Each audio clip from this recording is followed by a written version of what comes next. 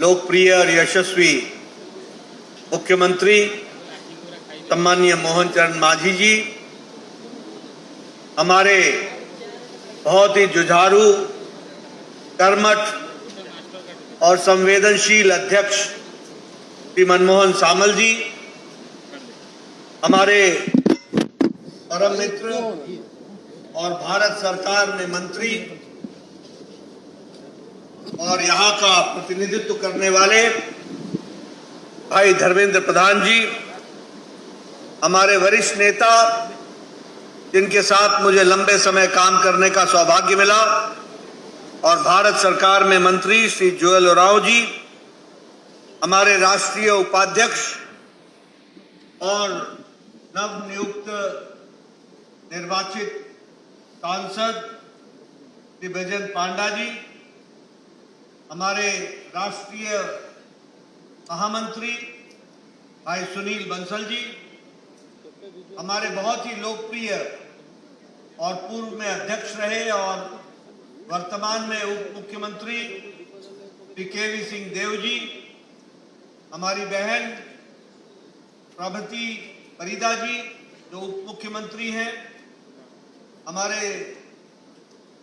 प्रभारी विजयपाल सिंह तोमर जी, पूर्व में राज्यसभा के मेरे साथी, और छत्तीसगढ़ की हमारी नेत्री और आप सबकी सहप्रभारी बहन लता उसेंडी जी, सम्मानित मंच और यहाँ इतनी बड़ी संख्या में चुनाव की जीत के बाद एकत्र आए हमारे सभी सांसद, हमारे विधायक, हमारे मंत्री, हमारे पदाधिकारी और हमारे प्रदेश के सभी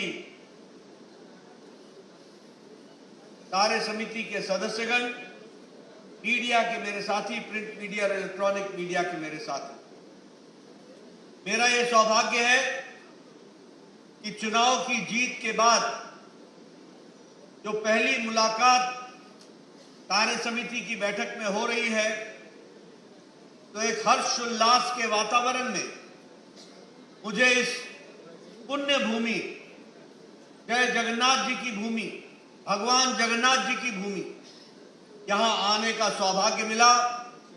मैं भगवान जगन्नाथ जी को नमन करते हुए अपनी बात को प्रारंभ करता हूं। यह भूमि जो वीरता की भूमि है, शौर्य की भूमि है, यह भूमि जो संस्कृति से ओतप्रोत है, यह भूमि जो संस्कृति को दिशा और दृष्टि देने वाली भूमि है, ऐसी भूमि पर मुझे आने का सौभाग्य मिला। मैं ऐसी भूमि को पुनः नमन करके अपनी बात को प्रारंभ करता हूं। यहां आऊं और उत्कलमणि गोपबंधु दास जी को याद न करूं, यहां आऊं और बख्शी जगबंधु जी को याद न करूं, और मैं यहां आऊं और वीर सुरेंद्र साई जी को याद न करूं, तो शायद मेरी यात्रा अधूरी होगी। इन सभी महापुरुषों को हम याद करते हुए, नमन करते हुए हम आज इस कार्य समिति की बैठक में उपस्थित हैं। मैं आप सब लोगों को और आप सब लोगों के माध्यम से भारतीय जनता पार्टी उड़ीसा के एक एक कार्यकर्ताओं को बधाई देना चाहता हूं, उनको साधुवाद देना चाहता हूं, और उनकी तारीफ में जितने भी कसीदे पढ़े जाएं वो कम मानता हूं, जिन्होंने पूरी ताकत लगा करके उड़ीसा में पद्म को खिलाया, कमल को खिलाया। इसके लिए आप सबको बहुत बहुत धन्यवाद। और जो आप लोगों ने कमर कसी है कि हम उड़ीसा की जनता की सेवा करेंगे, उड़ीसा की जनता को आगे ले जाने में कोई कसर नहीं छोड़ेंगे। भगवान जगन्नाथ आप सबको आशीर्वाद देगा और उस आशीर्वाद के माध्यम से हम उड़ीसा की सेवा आप कार्यकर्ताओं के माध्यम से जरूर करेंगे। और मुझे याद है कि चुनाव के समय मैंने आप सबसे कहा था कि भगवान जगन्नाथ जी का आशीर्वाद हम सबको मिलेगा। मैं चुनाव में यहां भी आया था, मैंने कहा था हम सबको आशीर्वाद मिलेगा, और मैंने कहा था कि भगवान जगन्नाथ जी का आशीर्वाद इस बात के लिए मिलेगा कि भारतीय जनता पार्टी बड़ी जिम्मेवारी निभा सके उड़ीसा में, और भगवान जगन्नाथ जी का हमको इस मामले में आशीर्वाद मिला है। आप सब लोगों ने रिकॉर्ड तोड़ा। भारतीय जनता पार्टी के नाम पर 78 सीटें लाना और लगभग 40.7% वोट लाना, ये उड़ीसा की जनता का जो आपको भरपूर आशीर्वाद मिला है, इसके लिए मैं उड़ीसा की जनता को भी नमन करते हुए उनको बहुत बहुत धन्यवाद देना चाहता हूं। मुझे खुशी है कि न ही सिर्फ साधारण मानस में भारतीय जनता पार्टी का कमल खिला, बल्कि आदिवासी भाइयों ने भी भारतीय जनता पार्टी को भरपूर आशीर्वाद दिया है, और हमारे 18 विधायक, हमारे ट्राइबल भाई, हमारे आदिवासी भाई कमल पर जीत करके आए हैं। इसलिए आदिवासी भाइयों को भी मैं धन्यवाद देना चाहता हूं और उनको विश्वास दिलाना चाहता हूं कि भारतीय जनता पार्टी आपकी सेवा में कोई कमी नहीं छोड़ेगी, आपको मुख्य धारा में आगे लेकर के आए। उसी प्रकार मैं यहां यह भी बताना चाहता हूं कि सबसे ज्यादा विधायक हमारे दलित भाई, हमारे अनुसूचित जाति के भाई अगर जीत करके आए और आशीर्वाद मिला, तो सबसे बड़ा संख्या वो भारतीय जनता पार्टी के लोगों की है। इसके लिए भी मैं आपको बधाई देता हूं, और मैं अपने अनुसूचित जाति के भाइयों को भी अपनी ओर से, मोहन मांझी जी की ओर से, हमारे केवी सिंह देव जी की ओर से, बहन परिदा जी की ओर से, धर्मेंद्र प्रधान जी की ओर से और जोएल उरांव जी की ओर से जो सरकार में है, आपको विश्वास दिलाना चाहता हूं कि हमारे आदिवासी भाइयों को और हमारे अनुसूचित जाति भाइयों को पूरी ताकत से आगे बढ़ाएंगे और उनको मुख्य धारा में आगे ले जाने में कोई कसर नहीं छोड़ेंगे, ये मैं बताना चाहता हूं।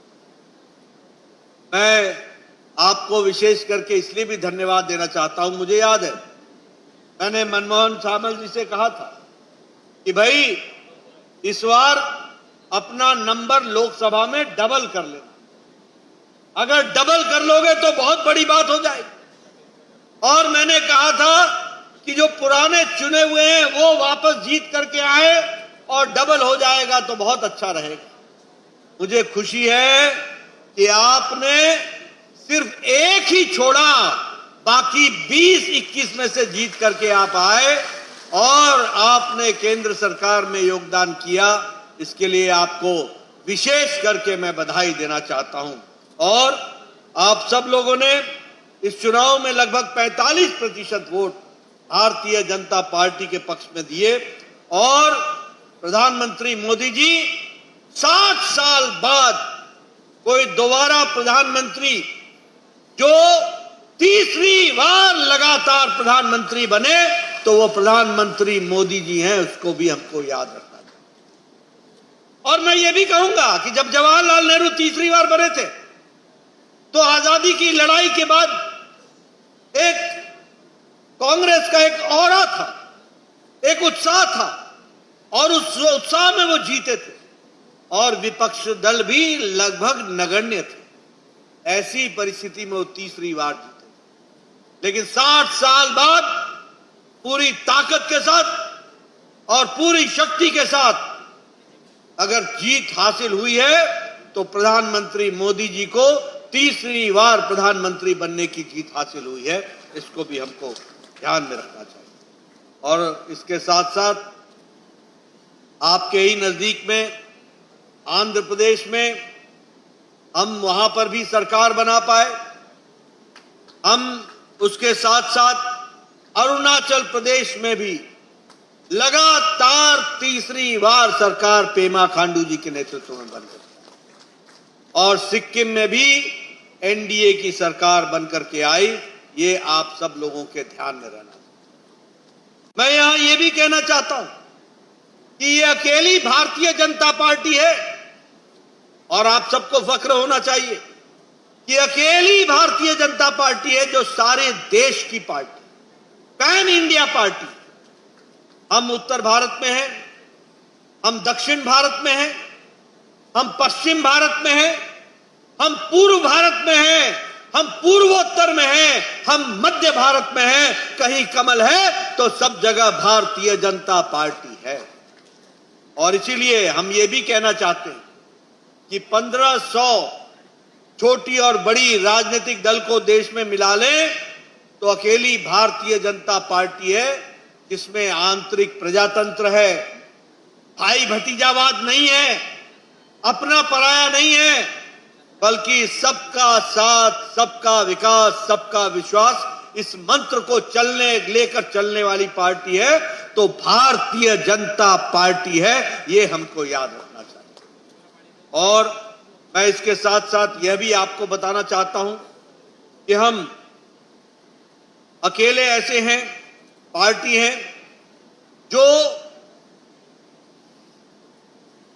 अगर हम अपने व्याप को देखें तो हम कह सकते हैं कि 18 राज्यों में भारतीय जनता पार्टी और एनडीए की सरकार आज 18 राज्यों में है और विशुद्ध भारतीय जनता पार्टी की सरकार 13 राज्यों में है, अकेली भारतीय जनता पार्टी की।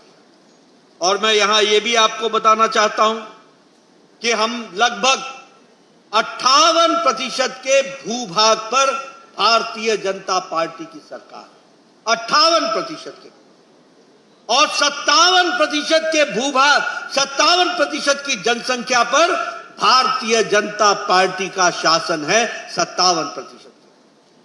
इसलिए और मुझे बड़ा आश्चर्य होता है, मैं मंच के लोगों को भी कई बार बोलता हूं, आपको भी बताना चाहता हूं, हमारे कांग्रेस पार्टी के लोग में अजब सा उत्साह आ गया, बड़ी जीत हासिल हो गई। ये तो वही हुआ जैसे कोई हमेशा फेल होता हो, वो पास मार्क से पास कर जाए तो बड़ा खुश हो जाए, ऐसा कांग्रेस का हाल हो गया है। मित्रों, मैं बताना चाहता हूं कि सारी एनडीए जोड़ लो, सारी एनडीए और सारी इंडिया जोड़ लो, इंडिया गठबंधन, इंडिया अलायंस, सारी इंडिया अलायंस, तब भी अकेले भारतीय जनता पार्टी के सांसदों से कम है, कम पड़ते हैं। यह भी हमको याद रखना चाहिए।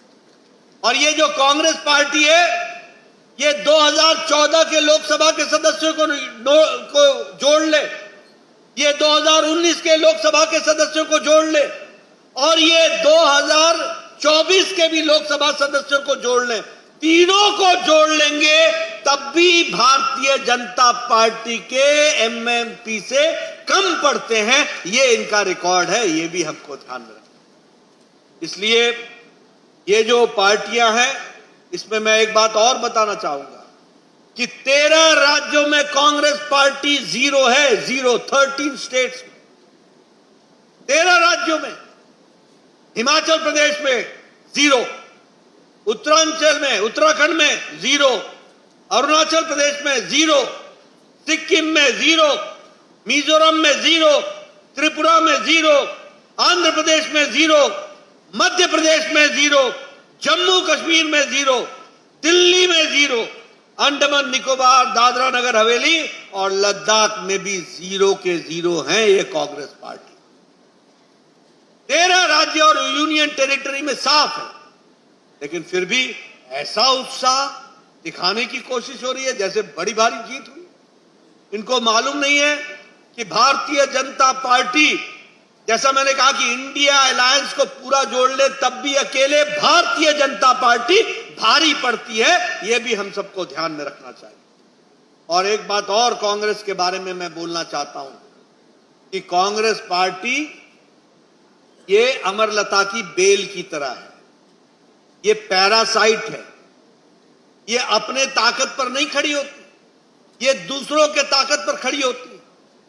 आप देखिए, गुजरात, मध्य प्रदेश और छत्तीसगढ़, ये तीनों राज्यों की कुल लोकसभा की सीट है 64। जब कांग्रेस पार्टी बीजेपी से सीधे लड़ती है तो 64 में 62 सीट भारतीय जनता पार्टी जीतती है। कांग्रेस के हाथ 2 सीट लगती है, 2 सीट। इनका स्ट्राइक रेट 25% से भी नीचे है। और ये जीतते कहां हैं? जहां ये परजीवी की तरह दूसरी पार्टियों के बेल की तरह चढ़ करके अपने सीटों को जीतने का काम कर, और जहां रीजनल पार्टी इनका साथ नहीं देती है वहां ये 0 हो जाते हैं। पश्चिम बंगाल में ममता ने इनको ठेंगा दिखा दिया तो पश्चिम बंगाल में इनका कांग्रेस पार्टी का ग्रुप का जो नेता था वह भी हार गया। यह परिस्थिति आकर के खड़ी। इसलिए, और ये जिसके साथ जुड़ती है ना कांग्रेस पार्टी, जिसके साथ, ये उसको कमजोर कर देती है। क्योंकि बेल का ये स्वभाव है कि वो ताकत पेड़ से लेती है, तने से लेती है, और ये दूसरी पार्टियों के ऊपर सहारे लेकर के सहयोगी वोटों पर, सहयोगी पार्टियों के वोट पर जिंदा रहती है और उसी का वोट खा जाती है। इस तरीके से इनकी स्थिति आकर के खड़ी होती है। और इसलिए मित्रों, आप सब भी ध्यान में रखिए, ये बैसाखियों पर चलने वाली पार्टी है, ये बैसाखी पर पार्टी है, और सरकार में जब भी आती है तो बाय डिफॉल्ट आती है। इसको भी हमको ध्यान में रखना है। इसलिए मित्रों, यह हमारी जिम्मेवारी है और आप सब लोगों की विशेष जिम्मेवारी है, जो आज आपको उड़ीसा की जनता ने उनकी तस्वीर और तकदीर बदलने के लिए पूरी ताकत से आपको शक्ति दी है। आपको उन्होंने अपना योगदान दिया है और मुझे पूरा विश्वास है कि यहां बैठा नेतृत्व मोहन मांझी के नेतृत्व में और आप सबके कर्तृत्व से उड़ीसा की तकदीर और तस्वीर दोनों बदल देंगे। इस तरीके का हमको संकल्प लेकर के जाना। मैं यहां आपको यह भी बताना चाहता हूं, आजकल ये बड़े संविधान के रक्षक बन गए, बहुत संविधान के रक्षक। इनको न संविधान से लेना है न संविधान को कुछ देना है। ये आजकल दलितों के बड़े रक्षक बन गए, अनुसूचित जाति के बड़े रक्षक बन गए। ये आजकल आदिवासी भाइयों के बड़े रक्षक बन गए। आदिवासी भाइयों के बारे में बहुत चर्चा करते हैं। और ये प्रजातंत्र के भी रक्षक बन गए और ओबीसी के भी रक्षक बन गए। मैं आपको बताना चाहता हूं और आपसे चाहता हूं, आप सब लोग बड़े साधुवादी हो, खुद समझ करके सारी चीज अपने पास रख लेते हो। ये राजनीति में नहीं करना है। हमको जनता को बताना है, ये संविधान के रक्षक नहीं हैं, ये संविधान के भक्षक हैं, भक्षक हैं। इन्होंने संविधान को एक बार नहीं अनेकों बार आघात पहुंचाया है, अनेकों बार आघात पहुंचाया। और मैं बताना चाहता हूं, यहां बहुत से हमारे सीनियर कार्यकर्ता बैठे हैं, हमारे पांडा जी बैठे हैं, हमारे पुजारी जी बैठे हैं, हमारे बहुत से लोग सीनियर बैठे हैं। पूछिए इनसे, ये 25 जून 1975 क्या दिन देखा था हमने? रातों रात हमें जेल खाने में डाल दिया गया था। और मालूम है संख्या कितनी थी? 1,25,000 लोगों को जेल के पीछे डाल दिया गया। ये राहुल क्या जाने इतिहास, ये राहुल क्या जाने अपने दादी के कारनामे। ये हमारी जिम्मेवारी है।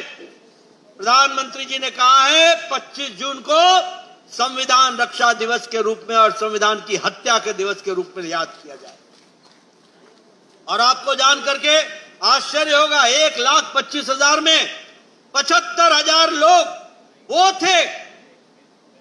थे जिनका संबंध उस समय के दिए के निशान से था और राष्ट्रीय स्वयंसेवक संघ के साथ। आप तो वो धारा भी नहीं जानते होंगे। ये जो लालू है ना, लालू यादव, इसकी बेटी का नाम मीसा है। मीसा, पूज्य बेटी का नाम मीसा है। मीसा का मतलब मालूम है? ये जब पैदा हुई थी तो लालू जेल में थे और मीसा में बंद थे।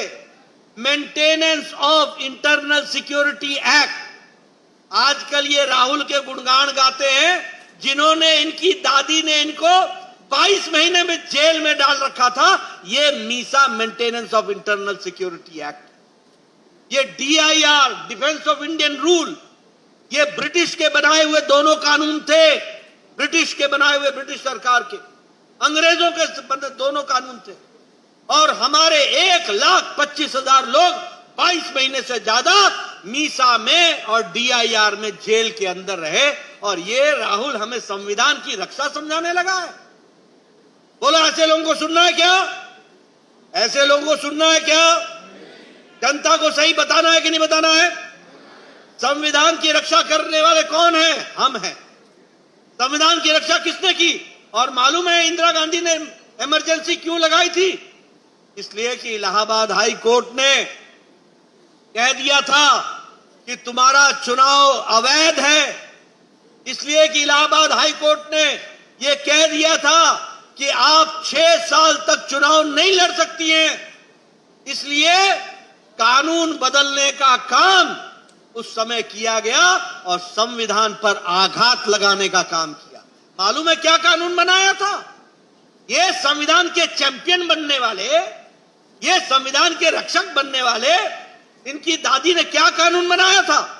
कानून था कि प्रधानमंत्री पर और राष्ट्रपति पर कोई भी क्रिमिनल प्रोसीडिंग सरकार से हटने के बाद भी नहीं चलाया जाएगा। यह कानून बनाया था। जिसके दाढ़ी में तिनका होता है ना, जिसकी दाल में कुछ काला होता है ना, वही ऐसी हरकत करते, क्योंकि इनके हाथ पाप से रंगे हुए थे, भ्रष्टाचार से रंगे हुए थे और इन्होंने संविधान को इस तरीके से तोड़ने का प्रयास किया। मैं यहां यह भी बताना चाहता हूं आपको, यही कांग्रेस पार्टी थी जिसने 90 बार चुनी हुई सरकार को गिराने का काम किया। 90 टाइम्स, 90 टाइम्स चुनी हुई सरकारों को गिराया है। नवीन बाबू से पूछना कि उनके पूज्य पिताजी बीजू पटनायक पर क्या गुजरी थी, किस तरीके से कांग्रेस ने शासन किया था और किस तरीके से प्रजातंत्र का गला घोटा गया था और कैसे बीजू बाबू को भी जेल में डाला गया था।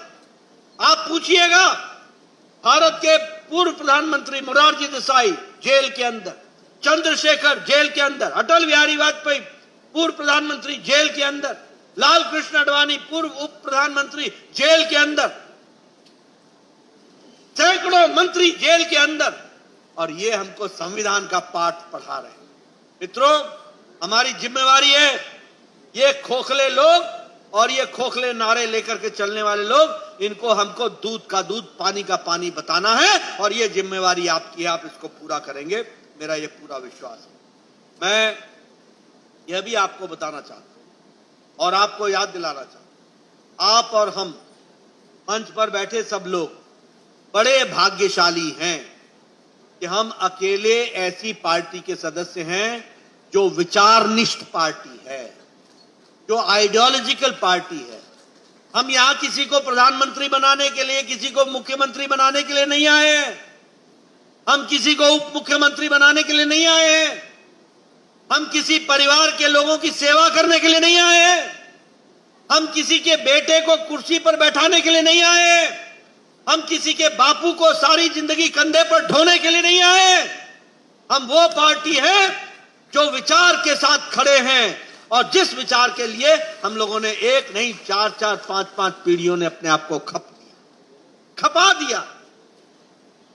आप बताइए, कभी जब हमारे श्यामा प्रसाद मुखर्जी, जब वो लखनपुर के बॉर्डर पर, जम्मू कश्मीर का लखनपुर का बॉर्डर, शायद वो 11, मुझे तारीख याद नहीं है, शायद वो 11 जून के आसपास की बात होगी, 11 मई के आसपास, जब उन्होंने कहा कि मैं जम्मू कश्मीर में बिना पास के, उस समय जम्मू कश्मीर को धारा 370 में विशेष पास मिलता था, बिना पास के, इंटरनल पास के आप जम्मू कश्मीर में एंटर नहीं कर सकते।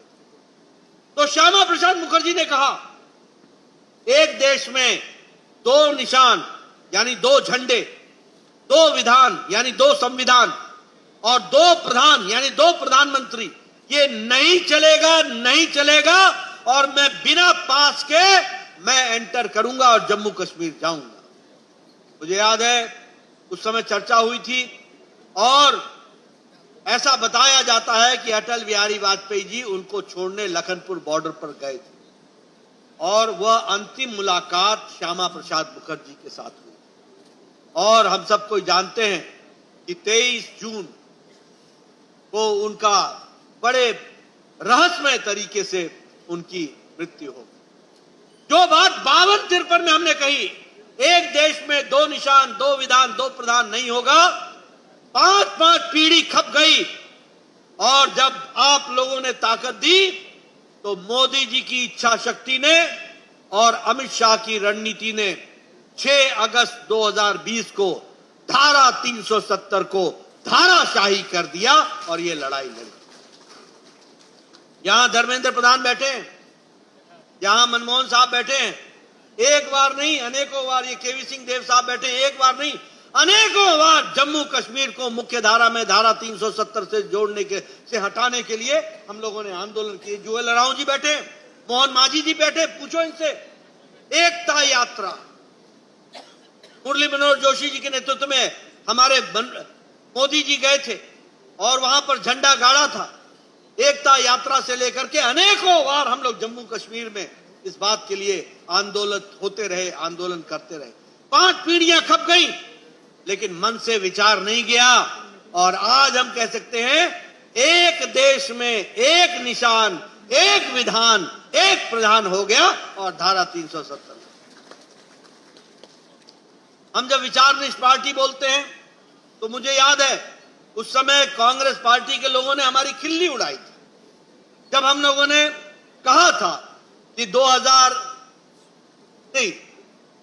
1987-88 में पालमपुर में हम लोगों ने कहा कि भारतीय जनता पार्टी राम मंदिर में राम के विराजमान करने का और राम मंदिर बनाने का रास्ता प्रशस्त करेगी। लोगों ने कहा था ये क्या बात बोल रहे हैं, कैसे करेंगे, ये तो संभव ही नहीं है। लेकिन हमने वो भी देखा कि 2024 के 20 जनवरी को प्रधानमंत्री मोदी जी ने भव्य राम मंदिर में राम लला का प्राण प्रतिष्ठा देखी। यह भी हम सबको देखने को मिला। और इसीलिए मैं कहूंगा कि हम विचारनिष्ठ पार्टी। मुझे याद है मैं 80 में जब युवा एक छात्र नेता होता था, छात्र कार्यकर्ता होता था, तो हमसे लोग पूछते थे what is your economic model, what is your economic model, आपका इकोनॉमिक मॉडल क्या है, आपकी आर्थिक। और उन दिनों कम्युनिस्टों का बड़ा बोलबाला था और ये बड़े भारी इकोनॉमी के चैंपियन बनते थे। और उस समय हमने कहा था एकात्म मानववाद, पंडित दीनदयाल उपाध्याय ने कहा है, उसी को सरलीकरण किया गया जब जनता पार्टी की सरकारें मध्य प्रदेश में हमारी आई, जब हमारी हिमाचल प्रदेश में आई, जब राजस्थान में आई, तो हमने अंत्योदय कार्यक्रम के माध्यम से अपना इकोनॉमिक मॉडल समझाने का प्रयास किया।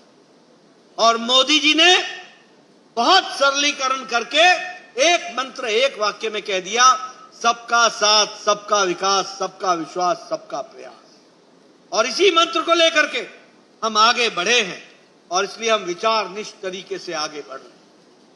मैं ये भी बताना चाहूंगा कि हम कैडर बेस्ड पार्टी हैं। जब हम कैडर बेस्ड पार्टी कहते हैं तो हम 18 करोड़ की पार्टी हैं, 180 मिलियन की पार्टी हम हैं, 18 करोड़ की पार्टियां। चाइना की communist party of China 90 crore की है, क्षमा करिएगा 9 करोड़ की है और हम 18 करोड़ की हैं। और आज भारतीय जनता पार्टी के कार्यालय में 60 से ज्यादा राजदूत आकर सिर्फ भारतीय जनता पार्टी को समझने के लिए भारतीय जनता पार्टी को समझ, यानी अब हम सिर्फ देश की पार्टी नहीं है, दुनिया देख रही है, दुनिया समझना चाहती है, दुनिया जानना चाहती है कि भारतीय जनता पार्टी कैसे काम करती है, 140 करोड़ के देश में ये किस तरीके से काम करती है, इसको जानना चाहती है।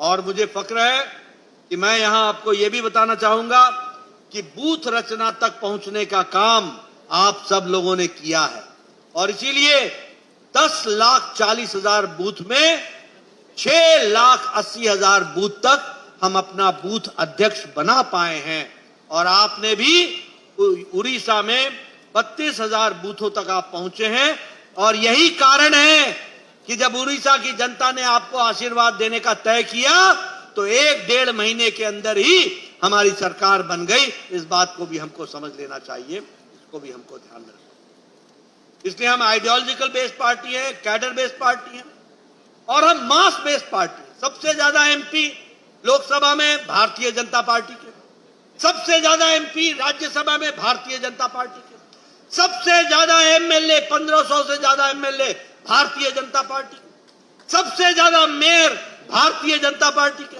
सबसे ज्यादा जिला परिषद के सदस्य भारतीय जनता पार्टी के, सबसे ज्यादा जिला परिषद के अध्यक्ष भारतीय जनता पार्टी के, सबसे ज्यादा ब्लॉक डेवलपमेंट कमेटी के अध्यक्ष भारतीय जनता पार्टी के और सबसे ज्यादा बीडीसी के सदस्य भारतीय जनता पार्टी के और सबसे ज्यादा प्रधान भी पंचायतों में चुने हुए हैं तो वो Bharatiya Janata party. We have a mass following, हमारी मास फॉलोइंग है, जिस मास फॉलोइंग को लोग लेकर के आगे बढ़ने का काम कर। और इसीलिए मैं आपको यह भी याद दिलाना चाहता हूं, आप याद करो 2014 से पहले का देश और आज याद करो 2024 का देश। मोदी जी के नेतृत्व में 10 साल में क्या अंतर आ गया। यही देश, इसको भ्रष्टाचारी देश कहते थे 2014 में, हमें करप्ट स्टेट कहा जाता था, करप्ट। यही देश पॉलिसी पैरालिसिस कहलाता था, निर्णय न लेने वाला देश। यही देश रिमोट कंट्रोल से चलने वाला देश था। यही देश प्रधानमंत्री के पास प्रधानमंत्री की अथॉरिटी नहीं थी। ये 2014 से पहले का हमने देश देखा है। Policy paralysis, no governance, corruption, भाई भतीजावाद, परिवारवाद, ये हमने देखा है। लेकिन 2014 के बाद हमने देखा किस तरीके से प्रधानमंत्री जी ने रिफॉर्म, परफॉर्म एंड ट्रांसफॉर्म, परिवर्तन लाओ, परफॉर्म करो और देश में परिवर्तन लाओ, इस मंत्र को लेकर के आगे चले। और उन्होंने क्या कहा कि समय कम है, कम समय में ज्यादा काम करना है, इसलिए स्पीड, स्केल और स्किल तीनों को जोड़ करके आगे बढ़ना है।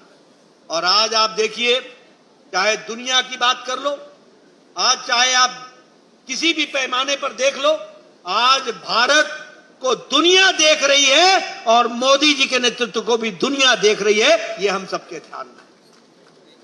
अभी आपने देखा प्रधानमंत्री पेरिस गए थे, G7 की मीटिंग में किस तरीके से प्रधानमंत्री जी ने नेतृत्व किया। अभी आपने देखा प्रधानमंत्री जी रशिया गए थे। ये कभी सोचा था कि पुतिन किसी प्रधानमंत्री को अपने घर में निमंत्रित दे और 6 घंटे तक बैठ करके घर में बातचीत करे।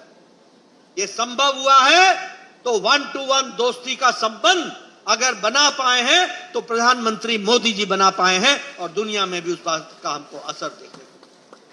इसलिए दुनिया में तो भारत की छवि प्रधानमंत्री जी ने खड़ी की, देश को भी शक्तिशाली देश बनाने में कोई कसर नहीं छोड़ा, ये भी हमको ध्यान में रखना।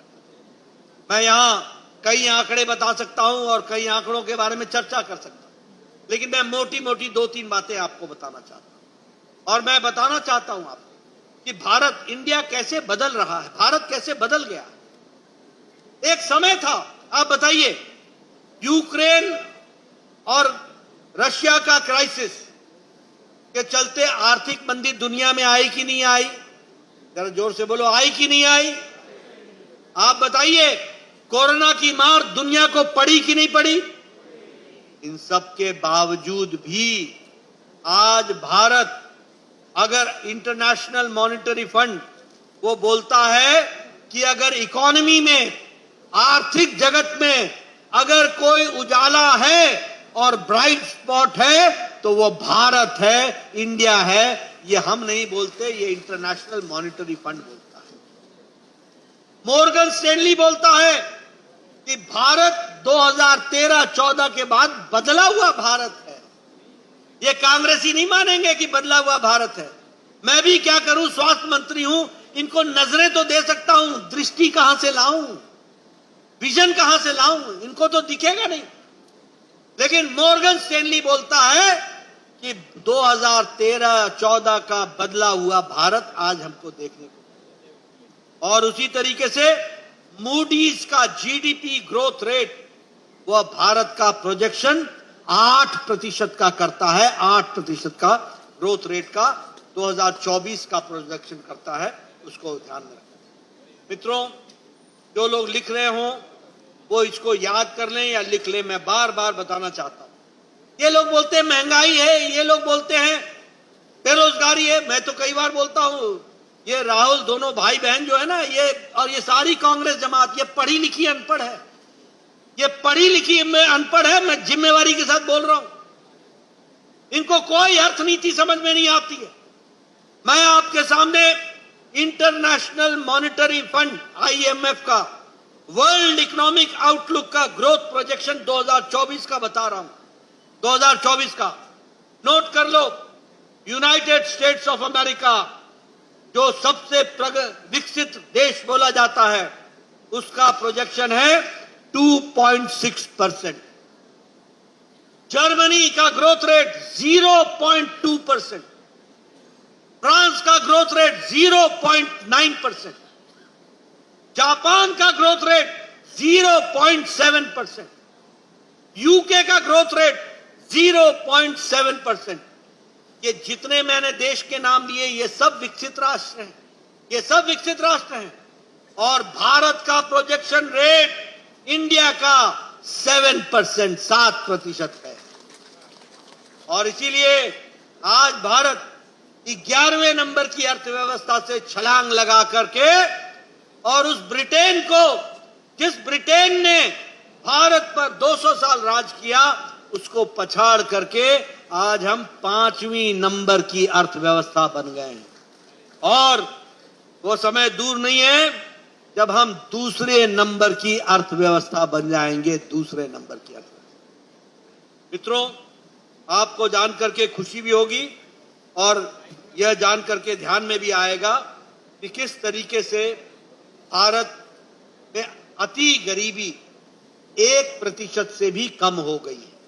और भारत की गरीबी, 25 करोड़ लोग आज गरीबी की रेखा से ऊपर उठ गए। और यह संभव हुआ है प्रधानमंत्री गरीब कल्याण अन्न योजना के कारण। जो मुफ्त में चावल, जो मुफ्त में गेहूं, जो मुफ्त में दाल दी जा रही है, उस कारण से आज 25 करोड़ लोग आज गरीबी की रेखा से हम ऊपर उठ गए। इस्पात के प्रोडक्शन में हम नंबर 2 पर खड़े हैं। आपके हाथ में जो मोबाइल है, कभी उस पर लिखा होता था मेड इन जापान, कभी लिखा होता था made in Thailand, made in Taiwan, उस पर लिखा होता था made in Indonesia, made in China. आज आपके मोबाइल पे लिखा है made in India. 97% production Bharat का। ऑटोमोबाइल इंडस्ट्री में हम तीसरे नंबर पर खड़े हैं। दुनिया में तीसरे नंबर की मार्केट ऑटोमोबाइल इंडस्ट्री हो गई है। 10 लाख करोड़ रुपए इंफ्रास्ट्रक्चर पर इन्वेस्टमेंट हो रहा है। ये अनएम्प्लॉयमेंट की बात बोलते हैं। बताइए, आपके यहां हाईवेज बने हैं कि नहीं बन रहे हैं? जरा जोर से बोलो, हाईवेज बने हैं कि नहीं बने हैं? एलिवेटेड रोड बन रहे हैं कि नहीं बन रहे हैं? अंडरपासेस बन रहे हैं कि नहीं बन रहे हैं? मेट्रो पर काम चलता है कि नहीं चलता है? हर एक दृष्टि से विकास हो रहा है कि नहीं हो रहा है? एम्स खुले हैं कि नहीं खुले हैं? मित्रों, अगर ये विकास का काम हुआ तो इस विकास के काम में कहीं ना कहीं तो लोगों को एम्प्लॉयमेंट मिली, रोजगार के अवसर मिले। लेकिन ये लोग, और मैं दुनिया के भी आंकड़े आपके सामने ग्रोथ रेट के माध्यम से बता रहा हूं, लेकिन ये पढ़े लिखे अनपढ़, इनको भारत देश की अच्छी स्थिति ये पसंद नहीं आती। ये मोदी जी का विरोध करते करते देश का विरोध करने लग जाते हैं। ऐसे लोगों को जो जिस तरीके का विचार लेकर के चले हैं, इनको हम स्पष्ट शब्दों में बताना चाहते हैं कि भारत की जनता और उड़ीसा की जनता इन सारी बातों को जानती है, इसलिए आपका कुछ सुनने वाली नहीं है। और कमल के निशान पर मोदी जी के साथ और मोहन मांझी जी के साथ अब भारत की जनता और उड़ीसा की जनता चलने को तैयार है, ये हमको ध्यान रखना। मित्रों, अभी अभी यहां सरकार बदली, लेकिन मैं एक बात बता देना चाहता हूं, प्रधानमंत्री मोदी जी के नजरों में सबके लिए सबका साथ, सबका विकास, सबका विश्वास ये मंत्र रहा था। और इसीलिए मैं बताना चाहता हूं कि उड़ीसा को कभी भी दूसरे दृष्टि से नहीं देखा गया, हमेशा उसको साफ सफलता देने का काम किया। आपको जानकर के खुशी होगी कि उड़ीसा को पिछले 10 सालों में टैक्स के डिवोल्यूशन में 3.2 लाख करोड़ रुपए दिए गए। 3.2 लाख करोड़। कभी मोदी जी ने नहीं सोचा कि ये बीजू जनता दल पार्टी है, ये बीजू पटनायक और नवीन पटनायक की पार्टी है। नहीं, उड़ीसा की जनता हमारी है। और उड़ीसा की जनता के लिए अगर दिल्ली में बैठने का हमें मौका मिला है तो हम उड़ीसा की जनता की सेवा करेंगे और इस मंत्र को लेकर के। और उसी तरीके से 1.7 लाख करोड़ आपको ग्रांट इन एड दिया गया और विकास किया गया। मुझे खुशी है कि आज धर्मेंद्र प्रधान जी के इलाके में Indian institute of management IIM Sambalpur, उसका आज परमानेंट कैंपस वहां पर खड़ा हो गया है और उसको आगे बढ़ाया जा रहा है। स्मार्ट सिटी में भुवनेश्वर, राउरकेला लगभग 2000 करोड़ रुपए खर्च हो रहे हैं। और आपके यहां जो नेशनल हाईवे बना है, एक बात बता दूं कि लगभग 80,000 किलोमीटर नेशनल हाईवे देश में बना और 4,300 किलोमीटर उड़ीसा में बना है, 4,300। और अब विशाखापट्टनम रायपुर ये जो ग्रीन फील्ड कॉरिडोर बन रहा है, इससे उड़ीसा को बहुत बड़ा लाभ मिलने वाला है, यह भी हमको ध्यान रखना। आपके यहां झारसुंगा और हमारे जयपुर और राउरकेला और उत्केला, इस सारी जगहों में एयरपोर्ट बनने का काम हुआ है। और जय जगन्नाथ जी की सेवा में पुरी में प्रसाद की योजना में 50 करोड़ रुपए भारत सरकार यहां के विकास के लिए दे रही है।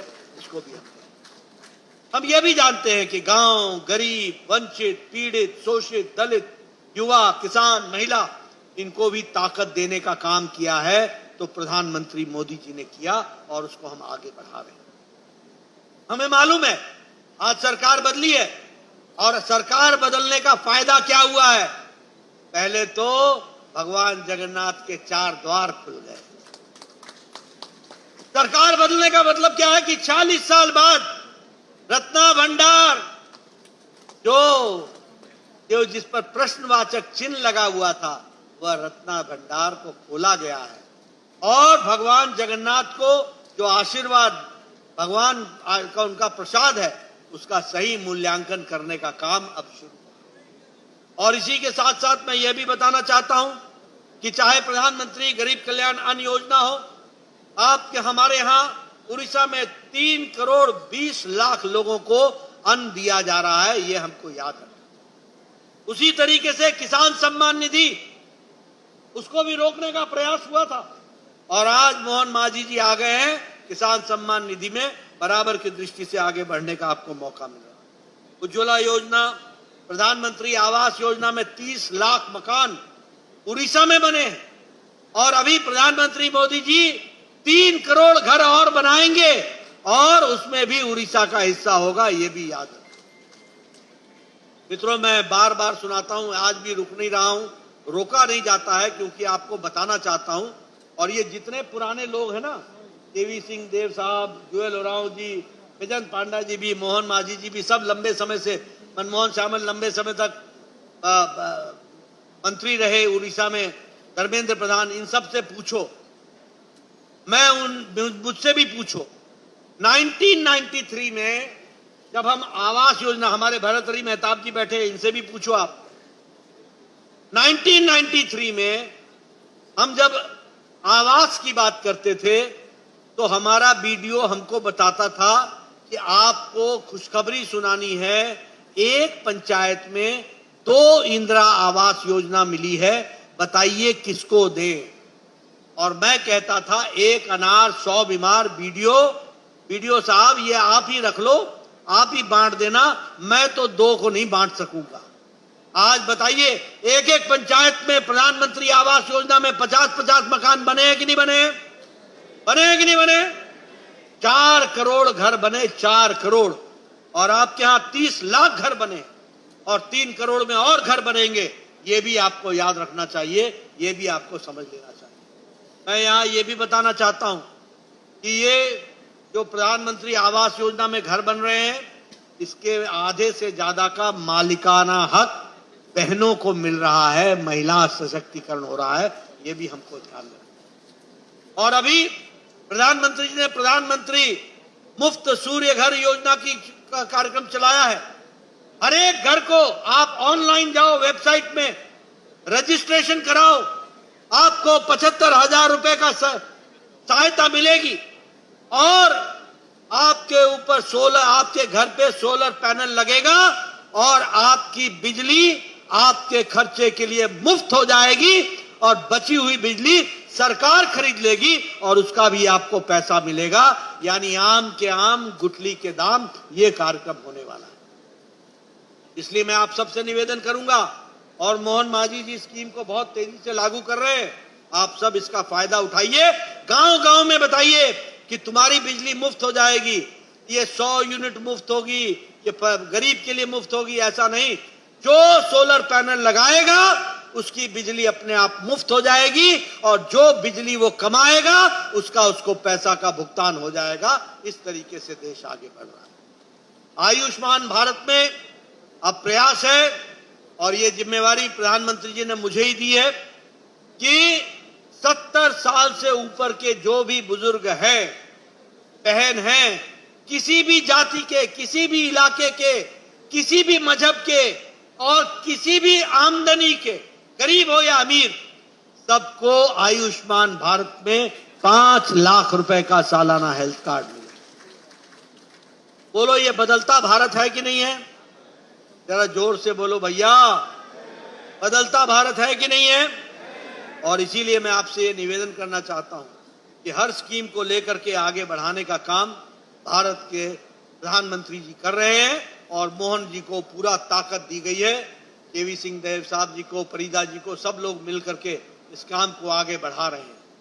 इस खुशहाल मौसम में, इस खुशहाल मौके पर मुझे आप सब लोगों को बोलने का मौका मिला, संबोधित करने का मौका मिला। मैं समझता हूं आप और हम बड़े भाग्यशाली हैं।